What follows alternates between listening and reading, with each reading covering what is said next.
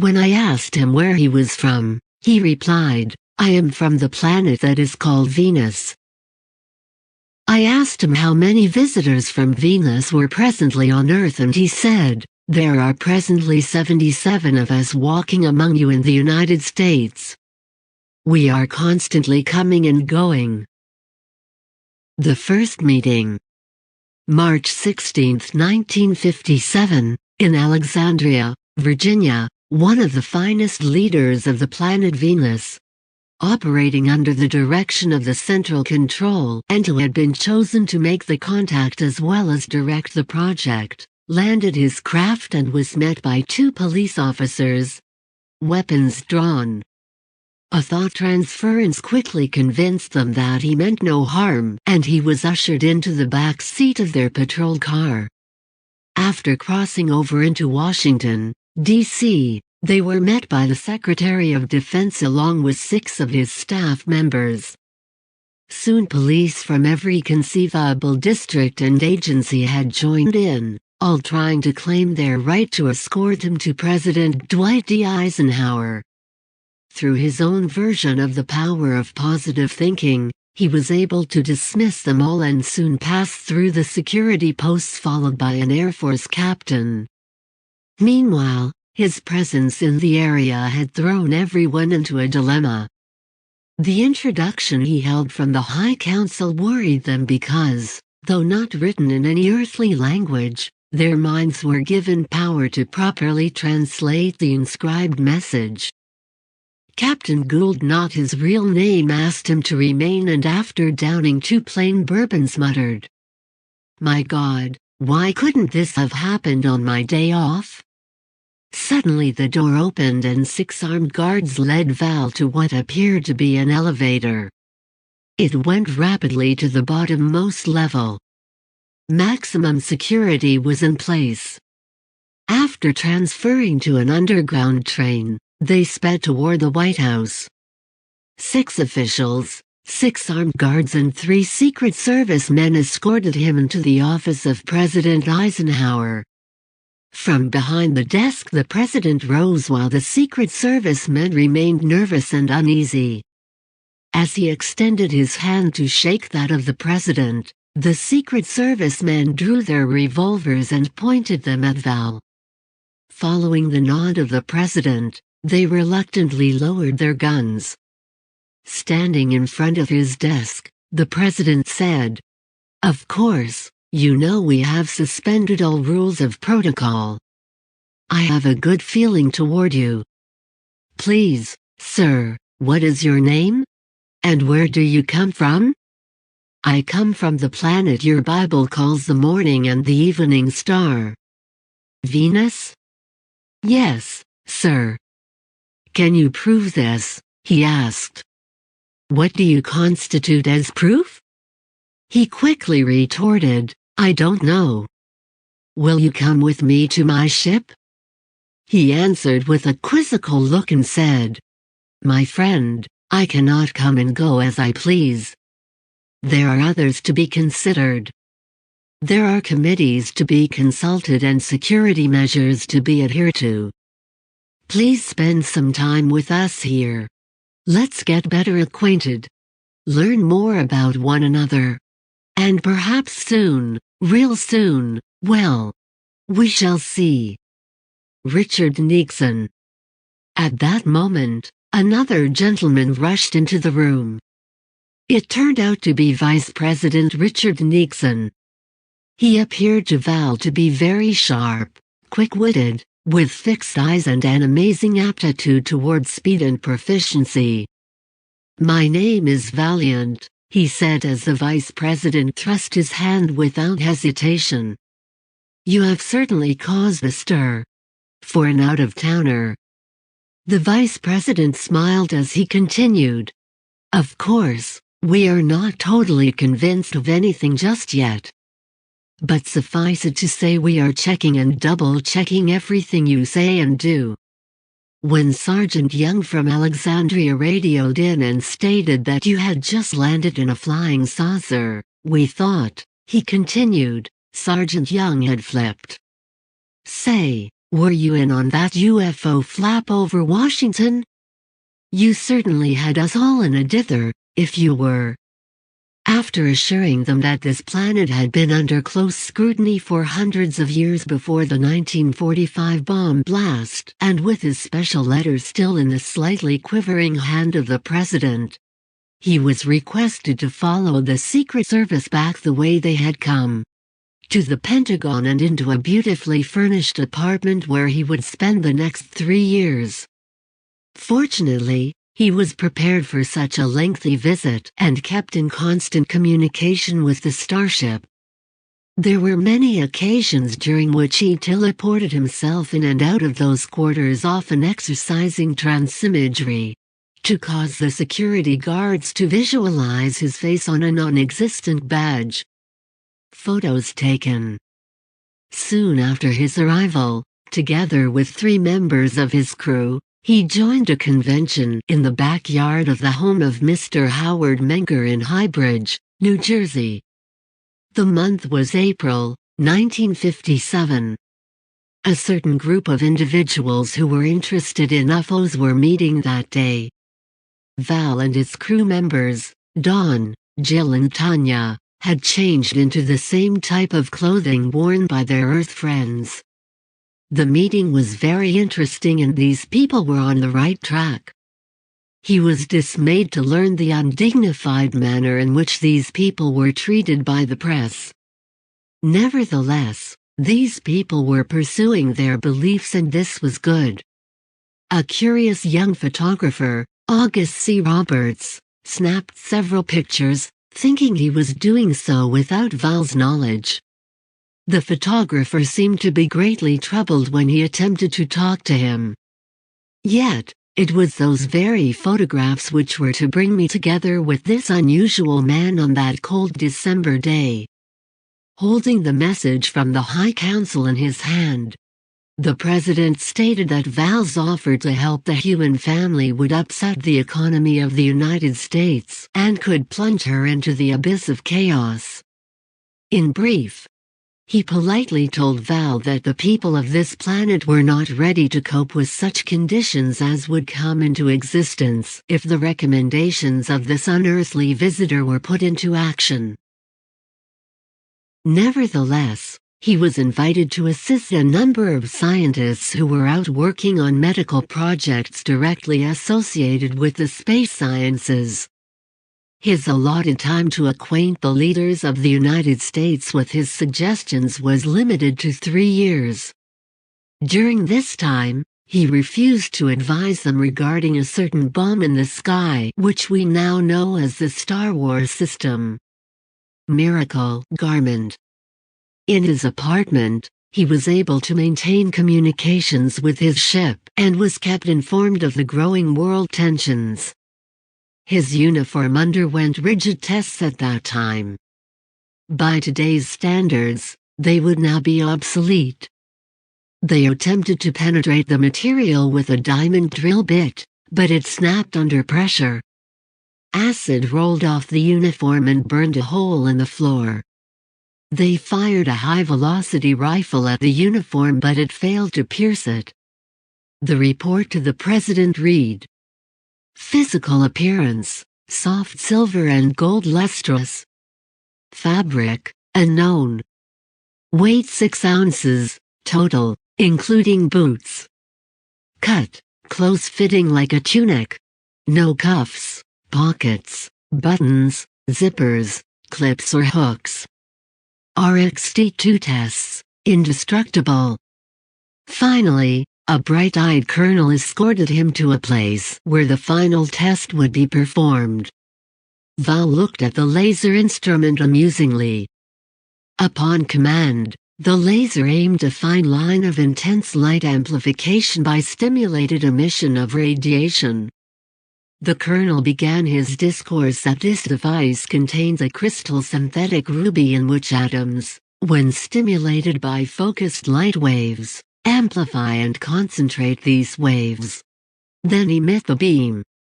As the colonel continued to speak, his smile gave way to utter dismay, the ray being totally ineffective against the garment. He babbled on long after the laser has been turned off. He reiterated how powerful the US had become since the splitting of the atom. He gave Val a lesson in atomic fusion. He went on to state that when a chain reaction of nuclear fission is set off by a neutron bombardment in the atoms or a charge of plutonium or uranium isotope with an atomic weight of 235 U-235, an immense quantity of energy is suddenly released. The good colonel finally talked himself out and Val was conducted back to his quarters, along with his uniform. 1959 was fast drawing to a close. Chiefs of state were in a constant turmoil and confusion was the rule of the day. Indecision caused delay after delay. Economists and industrial giants conferred with politicians and military heads daily. The government leaders could not reconcile Val's being in a position to force their hand if he so desired. Several scientists attempted to learn the secrets of interstellar travel, without success. Christmas week was now upon us. I had been busily presenting a series of scientific lectures and speaking at a number of churches in Washington, D.C. earlier that month. I had returned from Cuba, where I met personally with Fidel Castro.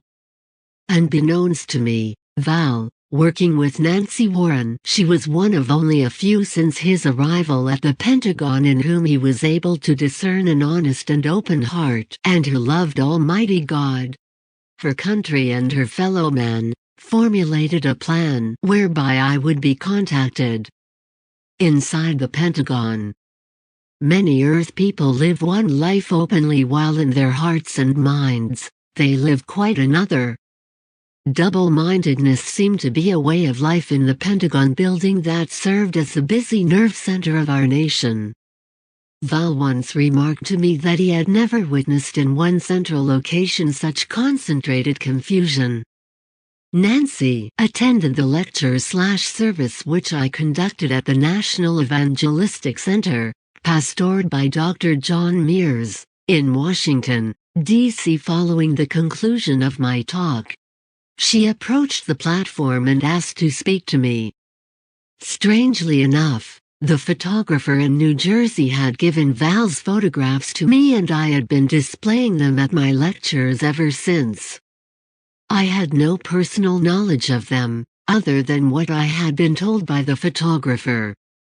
When she was unable to grab my attention while I was signing copies of my book Saucerama, she showed her Pentagon ed, and that got my attention quickly to say the least. We borrowed the pastor's study, and she asked me if I would like to meet the man in the photographs personally. Of course, I answered her with a resounding yes.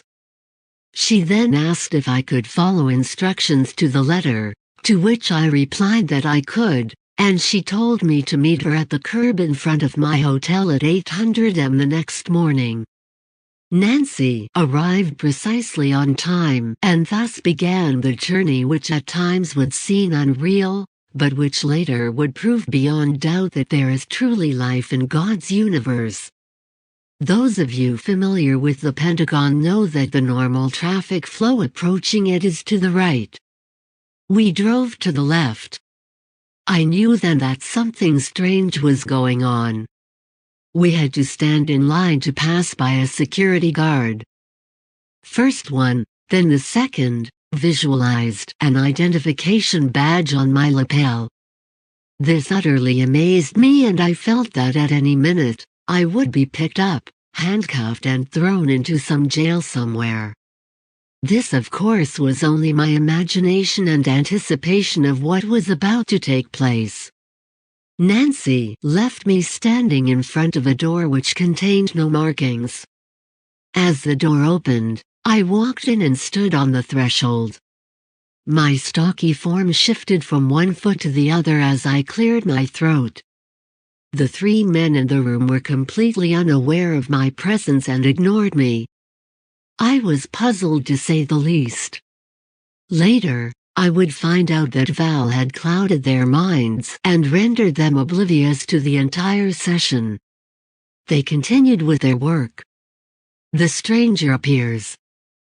Being a minister of the gospel of Jesus Christ, as well as a student of the Bible for many years, coupled with my experience as a special investigator, I felt as though my senses were functioning properly and that I knew exactly what I was about to do.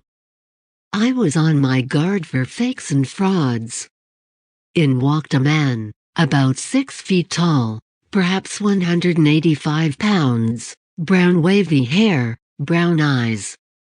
His complexion appeared normal and slightly tanned.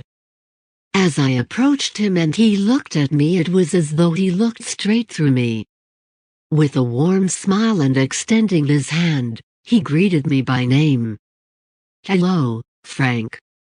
How are you?" His genuineness astonished me, but quickly I understood. As I gripped his hand, I was somewhat surprised to feel the soft texture of his skin. Like that of a baby, but with the strength of a man that silently testified to his power and intensity. His voice was very strong and mellow. It was filled with purpose and character. I again looked around the room to see whether the other men would say or do anything. They were still working as if I weren't there. I noticed that he was wearing the same type of clothing as I. When I asked if he possessed any other clothing, he said that he had given several officials a garment so that they could run tests on it. He then proceeded to a closet and produced a one-piece suit that glittered as the sun which streamed in through the window hit the fabric. I thought that it looked like liquid sunshine. I asked him about the material from which it was made. He answered, "It is made of a material not of this earth." The general appearance of the suit was all one piece, even down to the boots. It contained no buttons, zippers or snaps. I asked him how it held together. He demonstrated by holding the front together and passing his hand over it as if to smooth it out. I could not even locate the opening. It was held together by an invisible force. To help mankind. He told me that his purpose in coming was to help mankind return to the Lord. He spoke in positive terms, always with a smile on his face. He said that man was further away from God than ever before, but there was still a good chance if man looks in the right place. He told me he had been here nearly 3 years and would depart in just a few months. Claiming that he would not use force to speak with men in authority in America, he was happy to consult with them at their invitation. He further stated that thus far only a few men in Washington knew of his existence in the Pentagon, and few leaders had availed themselves of his advice during these past 3 years. He felt there was still so much to do, and yet his time of departure was getting near. He told me that Jesus Christ would not force men to be saved from their mistakes, even though he had already made a way for mankind to be redeemed through his shed blood. When I asked him where he was from, he replied, "I am from the planet that is called Venus." I asked him how many visitors from Venus were presently on Earth, and he said, "There are presently 77 of us walking among you in the United States. We are constantly coming and going." During the next 30 minutes, he told me things about myself that even I did not know. Later, I was able to verify them with my parents and grandparents. He gave me information regarding the gravitational pull of Venus in comparison to Earth. I was informed that the abdominal muscles hold flesh firm against the mild gravitational pull, which is 3/20ths less than that of Earth. He gave me information which would be revealed to others over a period of years. No fingerprints. The only thing he said that troubled me was his use of the expression "when the time is right" in response to my question as to whether or not I would see him again. His lack of fingerprints intrigued me, as I had been involved as a private investigator for quite some time, even working at times on loan to some of the government agencies. I had learned the science of fingerprints, with the impression of the lines and whorls on the inner surface of the last joint of each finger on the human hand. He told me that all Earth people were thusly marked since the fall of Adam in the Garden of Eden, during the very dawn of civilization as we know it today. He began to prepare me for the road which lay ahead. It would not be an easy one. There would be adversities, organized attempts to both discourage and discredit me, but the rewards have proved to outweigh these trials, which continue even to this day. We discussed the merits of Jesus Christ, how he gave his life freely, so that men could enjoy the benefits of eternal life. I questioned him about a Bible on Venus, and he assured me that a personal and broken fellowship with the author did not necessitate the printing of a book. He found it amusing that many theologians attempt to discredit both Jesus Christ and the Bible. The very God many have said is dead continues to lavish them with all good things. Perhaps they will, in time, permit the spark of divine light to again illuminate their troubled hearts. In answer to my question of what he thought of Jesus Christ, he said, "I know that Jesus is the Alpha and Omega of yours and everyone else's faith. He today has assumed his rightful position as the ruler of the universe and is preparing a place and a time for all who are called by his name to ascend far above the clouds to where his power and authority shall never again be disputed. I believe that Jesus Christ is the wonder of wonders and changes not. No, not forever and forever." As he spoke these words, my own heart burned within me and tears filled my eyes. He turned to the window and said, "Frank, it will not be long. Contend for the faith, and you will never miss the mark." I asked him if there is life on other planets. Life on other planets. His reply was, "There is life on many other planets of which people on Earth know nothing. There are more solar systems for which man has not even given God credit. There are many beings that have never transgressed the perfect laws of God. Man does not possess the right to condemn the whole of God's creation, because he himself has broken the perfect laws of God through disobedience." I asked him what he would do if the military prevented him from leaving on the appointed day. He simply stated, "Frank, do you remember one day after Jesus arose from the dead, he had gone in search of several of his followers? They closed themselves in a locked room, and suddenly they saw Jesus standing in the very midst of them?" He then smiled and looked at me as if to imply, "Need I say more?" As I turned to leave the room, he said simply, "Please keep your faith and leave the same way that you came in. Continue to seek first the kingdom of God and his righteousness, and all other things will, in time, be added to you and yours. Goodbye for now, and God bless you and keep you always." I left that meeting astounded, greatly encouraged, and yet with a heavy heart, not knowing what the future would hold. I began to wonder who would believe me if I ever told of this strange encounter with a man from another planet. I first considered not repeating this extraordinary story, but the more I thought about it, the more I prayed about it, the more I felt that it would bring a great blessing to those who would hear and read it. This interplanetary traveler possessed a wealth of knowledge, not only about science and God, but also about me. He stated that my book Saucerama could not have been written without heavenly guidance. Val's instructions were to leave Washington, D.C., no later than March 16, 1960. That meant that there were less than 3 months during which he could confer with scientists, politicians, military men and the like. All missed his point entirely. They were all filled with self-ambition and cared little for the pressing needs of mankind. His efforts to bring about an end to the sickness and disease that plagued this planet were met with pathetic refusal. He was told over and over that his presence and his ideas were a threat to the political and economic structure. Certain religious leaders were also fearful of losing a grip on the people in the event that his presence was admitted on an official level. It was very disheartening that the administration failed to lay hold of such information that would change the course of human activities for the good, because of economic reasons.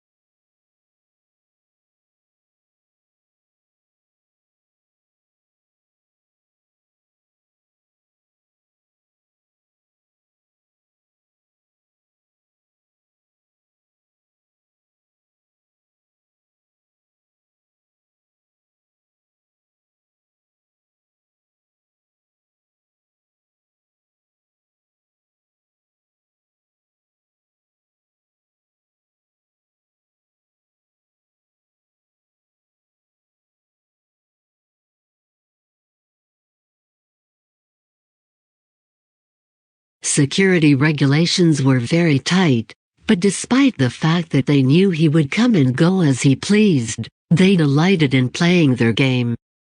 Val had vowed not to use force, and so another course of action would be necessary if the information which he had to relate were to be disseminated.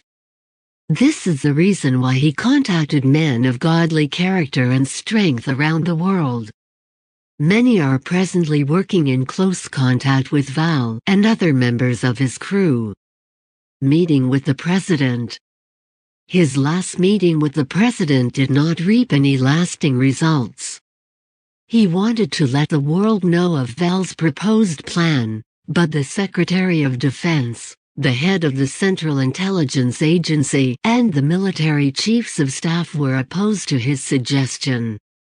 The President attempted to effect a joint meeting before the General Assembly of the United Nations. But this plan too was rejected.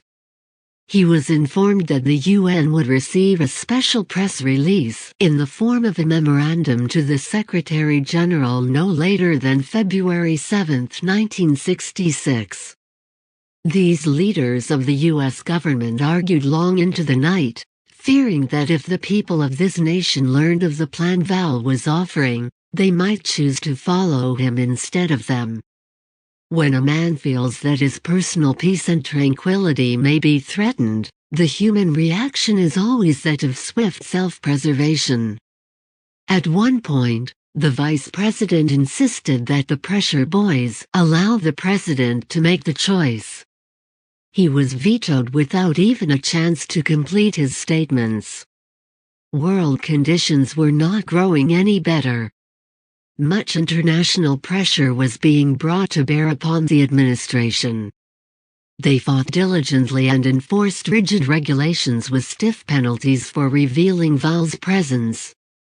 Even a major newscaster who inadvertently learned of his visit through one of his paid informants was silenced by none other than the Central Intelligence Agency, which has consistently disclaimed all knowledge concerning UFOs. Meanwhile, they maintain secret files that could actually prove the existence of intelligent life in the universe beyond all doubt. The morning of March 15, 1960 saw Val meeting with Nancy Warren, who would continue to work inside the Pentagon and be one of his contacts in the Washington, D.C. area. She would continue communication with others who would become part of his Earth contacts. There are still to this day many adversaries to human freedom. These parasites have embedded themselves in all phases of human society and will never be exposed except by extraterrestrial intervention. There are confused individuals who have perfected a saucer-type aircraft. Some of these are the result of an attempt by some to institute a master race. Remnants of this group still exist. These craft which they designed are still seen from time to time in areas of South America where some of those involved in the original plans still reside. These should not be confused with the spacecraft originating from other worlds or those coming from the interior of this planet. Nor should the occupants of craft originating from other worlds be confused with those evil messengers who do not originate from Earth, but were cast into it after the first war ever recorded. They are in league with earthly low-grades who have condemned themselves because of their own choices. The spaceman departs. On March 16, Val dematerialized and departed from this phase of his earthly mission. His next stop was the outskirts of Alexandria, Virginia, where his ship and its crew awaited his arrival, hidden by a wooded area. It was no problem for him to reassemble the atoms of his body inside his ship. As his craft rose slowly, a number of people stopped and pointed excitedly in his direction. Others stood motionless, transfixed by the sight which they beheld. He felt such a tremendous feeling of love for all of them. There was no panic in them. Just curiosity and a strong desire to know more. Then, as the USAF jets were scrambled, and with the force field now in full use, the planes darted past the ship unable to see them now. Even ground radar lost them on their equipment. Confusion once again reigned. On the way back to Victor 1, he meditated on his home planet, the low, heavy, colorful clouds, the even temperatures, the perfectly diffused sunlight that made shadows almost non-existent, the lushness of the rich green grass surrounding his home. He was informed of several Earth people with whom he would maintain contact for a long time into the future. Strangely enough, those who knew of his presence, yet who claimed disbelief, were those who feared the most.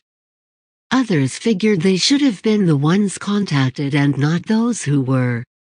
Upon returning to his home planet, he advised the Council of Central Control of the results of his Earth visit, including the failure of the leaders of the United States to take him up on his offer of advice and assistance to the human family. He was given the following instructions: to mingle with and become as Earth people, to work and labor in Earth enterprises, to help those who encounter possible threat or danger while striving for world peace, to give them advice and guidance, to entrust with superior knowledge those who have proven themselves, divulge the essence of their mission to the collective national leaders of Earth, only when the time is right.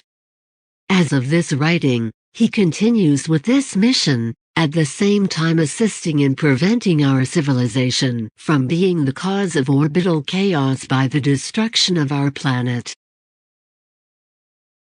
That is all for now. I hope you all enjoyed.